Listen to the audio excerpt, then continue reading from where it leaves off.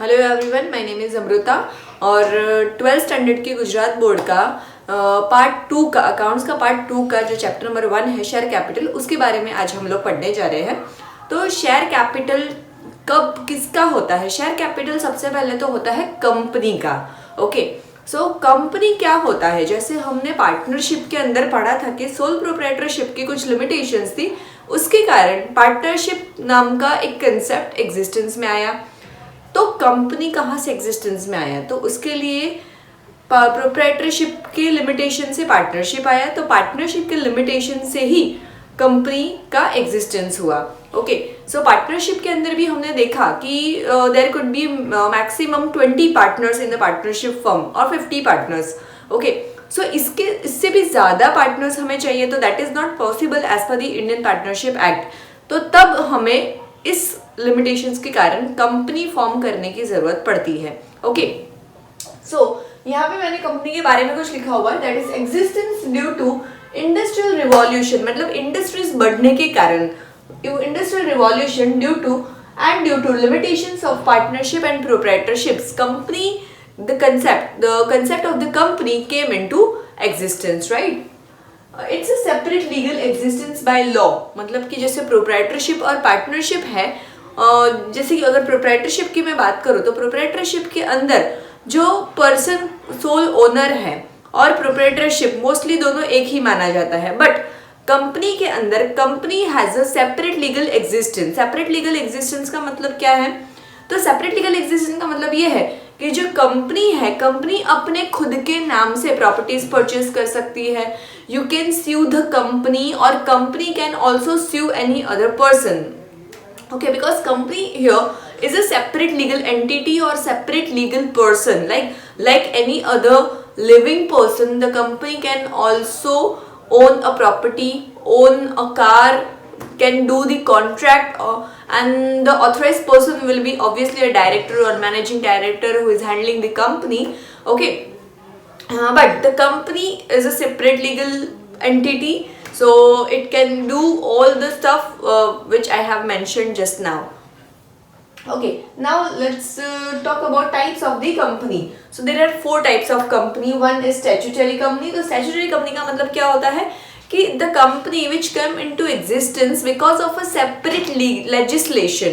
Okay, so created by a special law or act. Example LIC और GSFC, जैसे कि life insurance corporation है, new India insurance company है, then GSFC है। तो ये सारी की सारी जो कॉर्पोरेशंस है, they are the companies, but they are formed as per the separate legal law. Okay, so that kind of companies are called as a statutory company. Next is registered company which is formed under the Indian Companies Act. Okay, the Companies Act, the recent, the earlier 1956 and the recent is the Companies Act 2013. Okay, so maximum companies which we can see in India are the registered companies.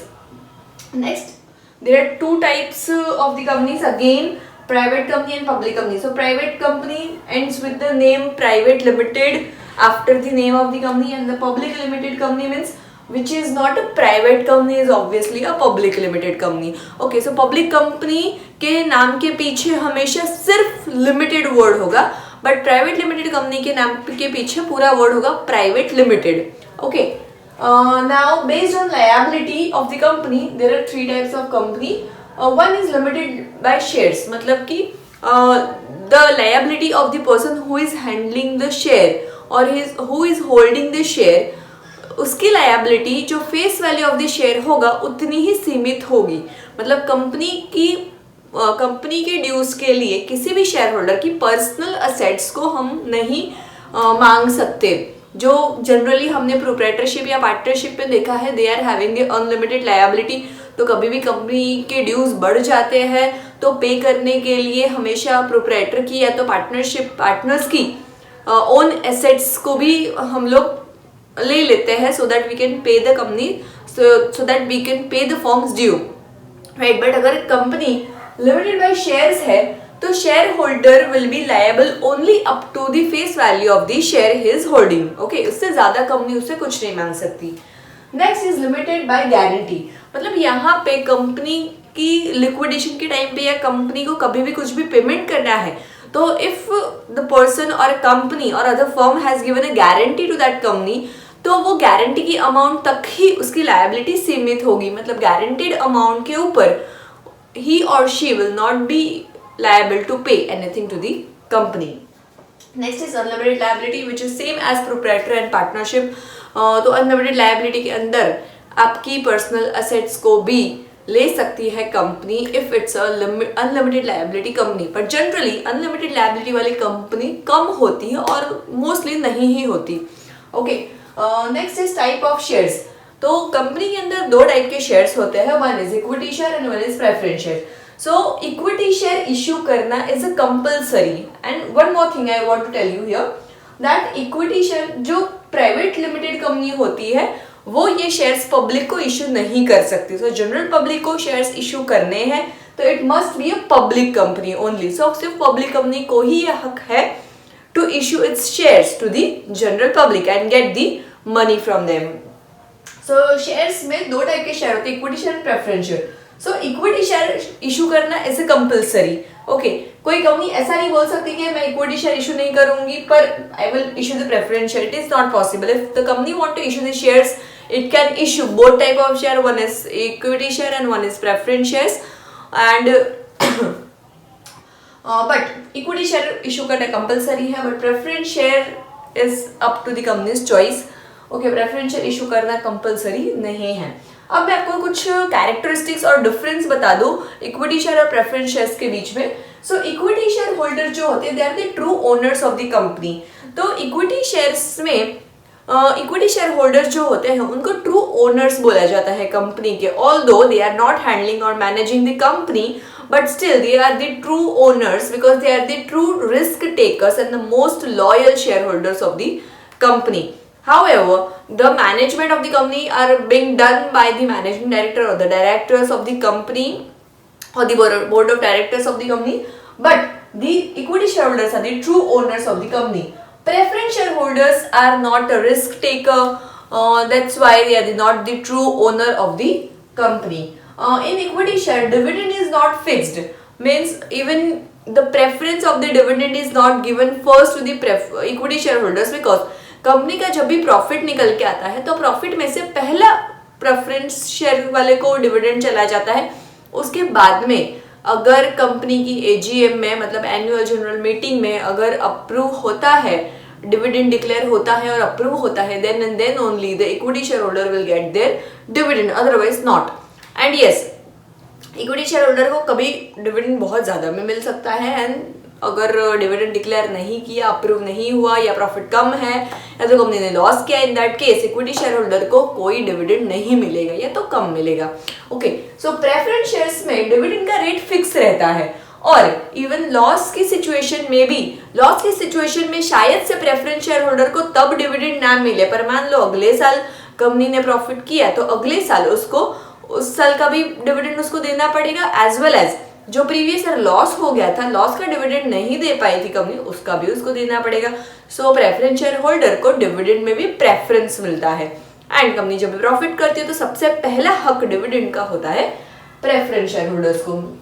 Next is voting right. तो equity share holder सबसे पहले तो true owners होते हैं, इसीलिए कोई भी meeting अगर कंपनी की होगी तो उनको वोटिंग राइट दिया जाता है. बट प्रेफरेंस शेयर होल्डर को हर एक मीटिंग में वोटिंग राइट नहीं मिलता.